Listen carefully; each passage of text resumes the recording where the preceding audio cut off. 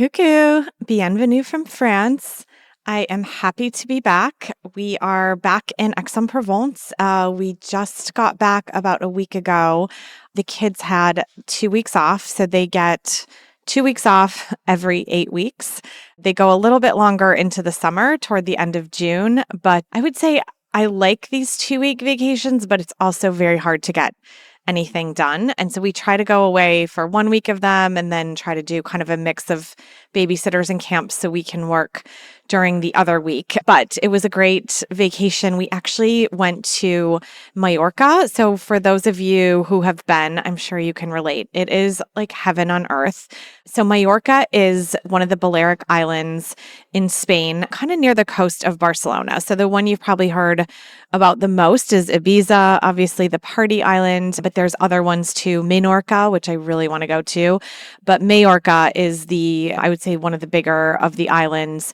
And it has actually a pretty large international city called Palma. So it was actually the second time I had been to Mallorca. I went about a year and a half ago for a writing retreat, but I was in the middle of the island in kind of a medieval village. So I didn't see too much of the entire island. And I would just say I fell in love. Like, it is, for those of you who are thinking about going, first of all, there are a ton of direct flights, even from the US. I think April through October, they have direct to Palma from like Boston, New York, Chicago, even LA, I think. And so it's just a really special place. It feels like you're in a bit of like a really cool international city in Palma, but then like the most beautiful countryside with mountains and greenery and just like lemons and lime trees everywhere. And then around, like, obviously it's an island. And so every beach is like magical. It's like being in the Caribbean, for the reference of those of you in the US. It's like turquoise water. You can walk out forever. The sand is really nice. Just really, I don't know, it just feels like a really special place. I love the architecture. There's a lot of like these beautiful, like almost like hunter green shutters everywhere and a lot of like neutral palettes with bold colors, really kind of like open concept places, which feels very different from France. And it was just really special. So I would say if you are looking for somewhere to go and have never been, I would check out Mallorca. And I can put in the show notes a couple of the places that we went. We went to like 3 different cities over the course of a week. It's pretty easy, all within like an hour, maybe 2 at most. And renting a car is easy. The whole trip was actually very seamless and just really fun for the kids too. So, and also, by the way, I found out that there are 5 international schools near Palma. So I'm just saying, for those of you who may be looking to move abroad, I kind of wish I would have looked here 3-4 years ago when we were looking for where we wanted to live abroad, because it seemed really special. And it was actually a pretty big international scene. Like, obviously the language is Spanish, but there was a lot more English, I would say, than in France. And yeah, people were super nice and friendly, just a very warm, welcoming culture too. So just saying, check out those international schools for those of you interested. Okay, but let's get to our topic today. So something kind of struck me when I was on vacation, and it was actually something that happened. And so I'm going to tell you a little story, and this is going to bridge into the topic today. And our topic is kind of asking ourselves a question of, are we in the prime years of our lives? Like, is this the prime of our life? And I'm not doing this from a way of, oh, like I said this to my husband, he's like, it feels so negative, and like that means everything's like going downhill if this is the prime. And I said, no, I'm not writing it and I'm not thinking about it from that perspective. I'm thinking about it as helping us be aware that we could be living in a really amazing time right now, and it's all about perception. And so I'm going to tell you the story and how I arrived at this conclusion, and a little bit about what I have been exploring and researching on what it kind of means to be in the prime of our lives and how I think we can interpret that. So I was in Mallorca, and we are at this like really pretty seaside restaurant for lunch. They have really awesome, like, you can have paella by the sea. I'll post some pictures. It was just really, really awesome. And I sat down, and the tables were kind of close together, and I noticed there was kind of 2 different women looking at our table for very different reasons. So at first I thought, okay, maybe they're just staring at our table because I have two kids over here. They're kind of covered in sunscreen. At that moment, they were like fighting over some little green shovel. I was like, oh, maybe we're making a scene. And then I was like, no, because they were still sort of looking. And I was like, okay, it's not really that. Because then the kids stopped fighting. Everyone was sitting like nice and quietly. And we were just trying to figure out what to order. And one woman, let me just tell you the two women. So one woman was in her, like, I would say maybe mid, late 20s. And she was gorgeous, like porcelain skin, not a wrinkle in sight, like a really cute crop tank. She had like a perfectly toned stomach. Obviously, I was like a little jealous. And then across from her was like, he almost looked like a lifeguard. He had like just like really dark curly hair. He had this crisp kind of Australian accent. And yeah, he was hot. Like if I were in my 20s, I'd be like, oh, that guy's, very attractive. Anyways, her eyes were not looking at him, even though he was talking about something. They kept drifting to our table. And when our eyes kind of met, she just gave me this like soft smile. And I thought, there was a certain look she gave. And I kind of know that look because I kind of know what it's like to be in her shoes. Like this was now a long time ago for me, but it's kind of that look of someone who is imagining a future they want really badly, like marriage, children, a family of her own. And I could recognize it because I've known that expression. I've worn that expression. I've probably given women older than me when I was her age that expression.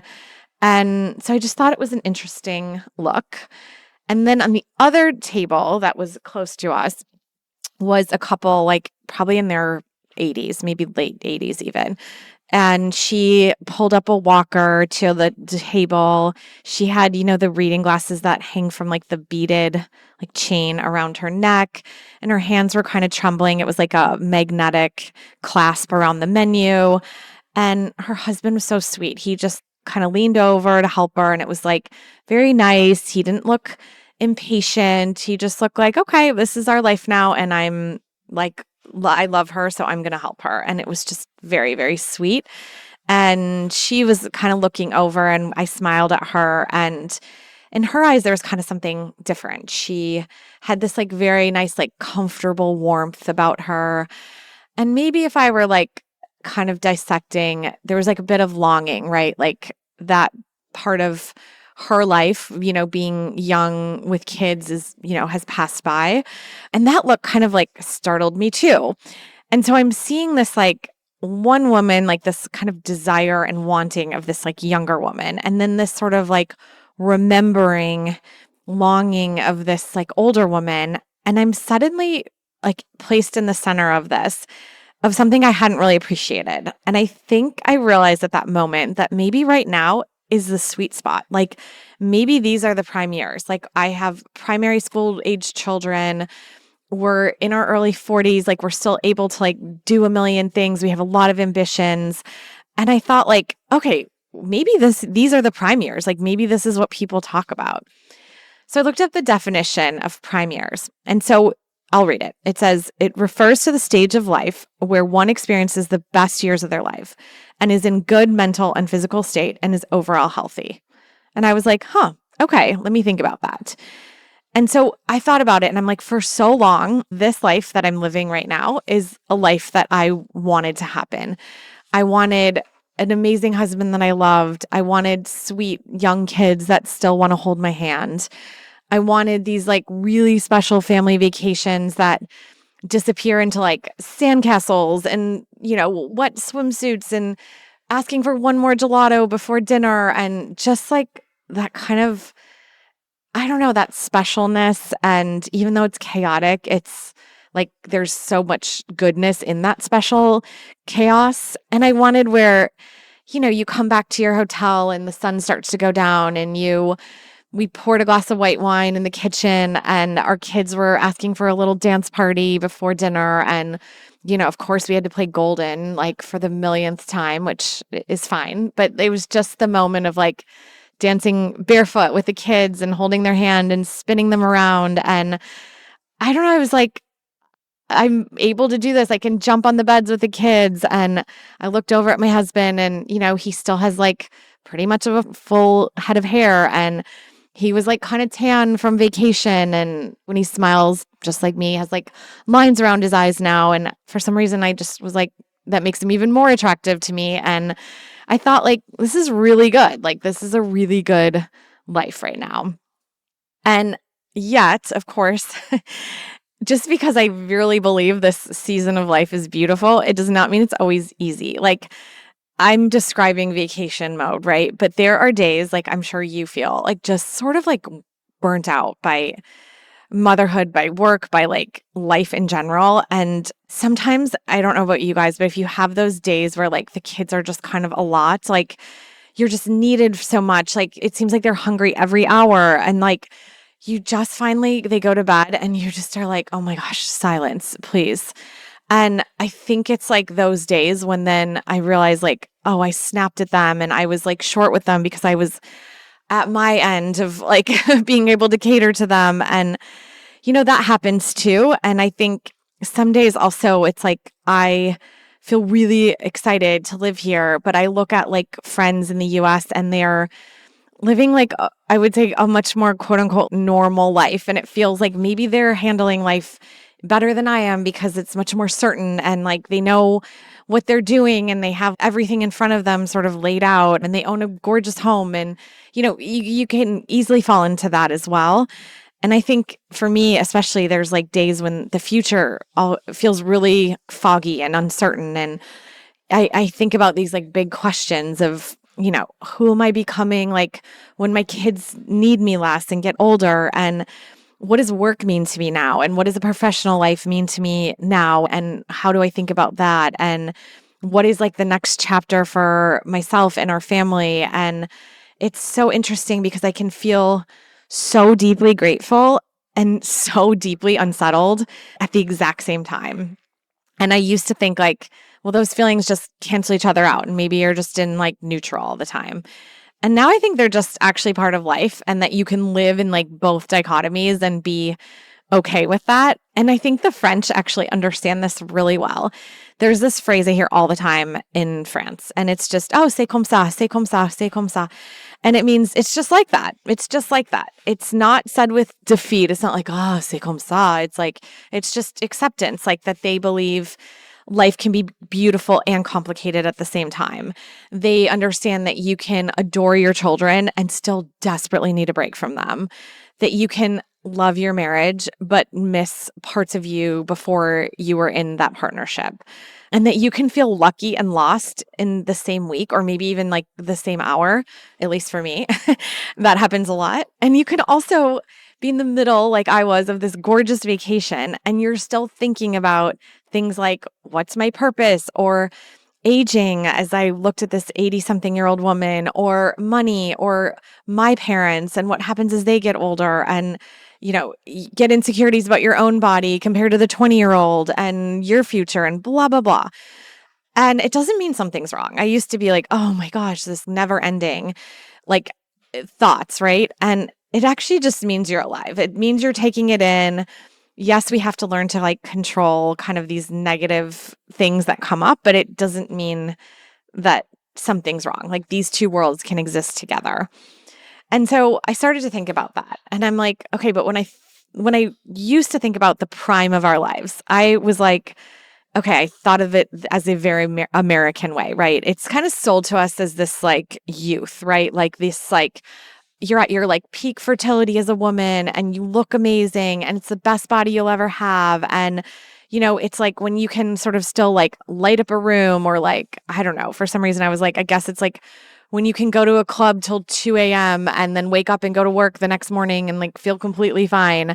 And I think it's like society just loves that like narrow window, especially American society, of like, oh, this is your prime. And all of a sudden it's like you're in your 20s. And then I read this that like for women, it's supposedly they're like peak prime, like peak somewhere around 32, like 32. That's ridiculous. And then I guess quietly declines. I'm like, no way. They are valuing that your greatest value is something physical and temporary. And that all of a sudden, like things like what you get over time, like wisdom, like humor, depth, like discernment, this like an inner peace are all just kind of like, that's okay, but not as important as what you looked like in your prime. And I'm like, no way. Like, I'm just not believing that. Like, I think, sure, when I was younger, did I maybe look a little bit better than I do now? Yeah, of course. I'm sure we all did. But I was like a lot more anxious. Like, I was very desperate for approval. I would often confuse like attention with self worth. I would chase things that looked really impressive, but deeply like not right for me on the inside. And I would do a ton to just please other people or please or do what I thought made sense in terms of society's expectations. And so all of this, it's like, yes, I had youth during those times, but I didn't really have myself. And so I feel like now I'm like, okay, I don't think this like prime of youth and all of that is really what it means to be in the prime of your life. And I'm realizing like, okay, so I feel like what prime feels like for me now is like actually saying something that I would not have been able to say maybe ever in my life, but I actually like who I am. Like that sentence has taken me probably my whole life to really agree with. Like it doesn't mean I like don't have ambition anymore or that I like I'm just like okay, I'm good. It's more like I know what drains me. I know what lights me up now. I know that these like external milestones don't guarantee fulfillment for me. I know that some of the dreams I like used to chase like were not actually dreams I really wanted for myself. I now I think know better how to like leave a situation or a job that like just doesn't really fit or like for me right now like not take on consulting clients that aren't aligned with my values and like what I really want to help someone with. And so I think in the past I would have just taken anything because it's money, but now I'm like much more thoughtful about it. And I would say I also like know how to recover better from disappointment. I know how to like savor just like ordinary things in life. Like I know how to like really appreciate when like my daughter and son like lean against me on the couch when we're watching a movie and like kind of gently like stroke my hair or I know like how much I love like an after dinner walk through town and watching like the sunset and the light change on the old buildings and like I can see all of this now and it's not to say I'm anywhere near perfect. You guys know, like there's just not me trying to be like, oh, I'm so great. There's nothing near that. And I'm like far from finished. It's just more like, I think there's a prime of being like at home with yourself that nobody really talks about. And so I think like, sure, when I was younger, was it more like, yeah, I was, single, working in fashion in New York City, like partying a lot and like going out and getting up for work and like still being able to be like pretty accomplished at work. And yeah, sure, that's one kind of prime. But I think now for the people that know me well, I would say they see more like depth in me and they understand me a lot better and I understand myself a lot better. And I think that's a good thing. And I love that. And so I think right now I'd rather be deeply understood than sort of like admired from afar superficially for some lifestyle. And so I keep coming back to this story and these moments. And I wish you could like see the looks of the younger woman and the older woman. And the more I sort of contemplated this idea of the prime and them looking at what I thought was like my husband or my children or, our circumstances, like I think maybe what they were sensing is something a little less visible. Like maybe I was just a little more grounded and maybe I was like someone who looked like, okay, she's been through some like, SHIT in her life and she's like not pretending that everything's perfect or trying to control it all. And maybe they could see like she's kind of still becoming like she's not in a complete war with herself, but there's still like a bit of a battle. And so maybe what they actually saw was like me a little at peace and happy. And maybe it wasn't about the stage of life. And maybe it's that peace that we can kind of all grow into where we're just really feeling those happy moments. And I think as I come back to this concept of prime, like my husband said, I don't like the phrase like prime years. And I don't like it for one reason. Like, I think people use it as, oh, they're past their prime. Like, that implies expiration. It suggests that, like, after a certain age, life just narrows. And it's also kind of implies, like, what society handed us is that joy really belongs to the young, and that our relevance has a deadline, and that desire fades and beauty disappears and adventures in life close off, and wonder really belongs to people maybe with fewer wrinkles and a perfectly toned stomach. I don't know. But I'm like, I'm not going to believe that. I think living in France has helped me sort of challenge this. I see women in their 70s, 80s walk through town in like gorgeous silk scarves. I'm channeling that energy today through my blue and white silk scarf today. Lipstick, like posture, like they're still in heels, and they do not care if anyone approves of them. Like, they are confident, they're laughing out loud with their friends. I've seen them like flirt with other older men, which is just amazing. I love it. They're ordering dessert, like they're gonna eat dessert. Why would, why not? They're traveling. I see them getting like on the TGV train, like to and from Paris. They're probably like starting new relationships with friends or a significant other. They're like really just bringing life as if like it belongs to them, because frankly, it still does. And I think anyone that says it doesn't is very misinformed. And so as I'm thinking about it, like, I don't think prime is about youth. I think it's when you finally stop abandoning yourself. And I think it's when you know who you are and what matters and what no longer deserves your energy and what does.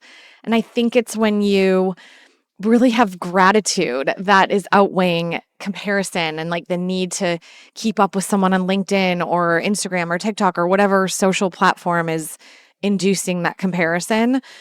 I think it's also when you really start to trust yourself more than you do the crowd around you or people telling you what to do. And I think it's when you stop living for the future and you stop kind of romanticizing the past. And it's when you can actually just live in the prime of where you are in your life right now. And I think it's also holding like the joy of moments in life now with the uncertainty of still what's ahead in like the same pair of hands. And I like that analogy of being able to like hold them together and just be there for what it is now, because that's the now. And honestly, that's kind of all we have. So we might as well live in it. And then I would say, like, my advice, and take this for what it is, but this is just my thinking of like what this means. Like, I think if you're in the season and like the time of life right now where you still have young children like climbing in your lap, or a healthy body that's carrying you through just your ordinary days, or a partner beside you, or dreams still tugging at your sleeve and questions still unanswered, or you can still have like a great friend and have a fun dinner and laugh all of the dinner, like, just like look up, look around. Like, maybe you're standing in the years that someday you will long for. And I'm not saying that to make us feel guilty at all. Like, I actually hate self-induced guilt. It's more just to make us aware. Like, I want you to notice, if you have little kids, that like there's still sticky hands that are reaching for yours. And even though you don't really want to touch those sticky hands, like, be glad they're there. I think also like little things, like I can still run up the stairs like 2 at a time. Like, I couldn't say maybe in 20 years I might not be able to do that.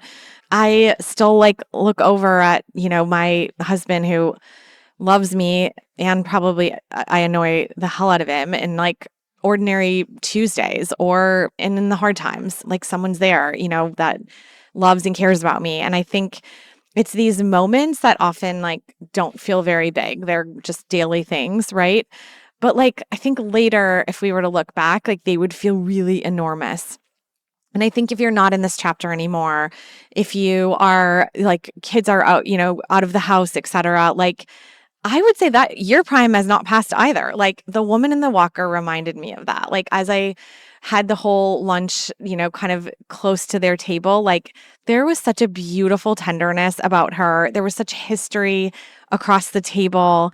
It was like a face of like not of loss, but of like really happy years lived. And I think the prime just, it doesn't disappear. I think it just evolves. Like maybe at 28, it looked like that woman who was in longing. Maybe right now at 40, for me, it feels like gratitude. Maybe at 80, it's like this kind of soft wisdom that you feel happy to smile at strangers. And so I think every season of life holds something that the others just cannot.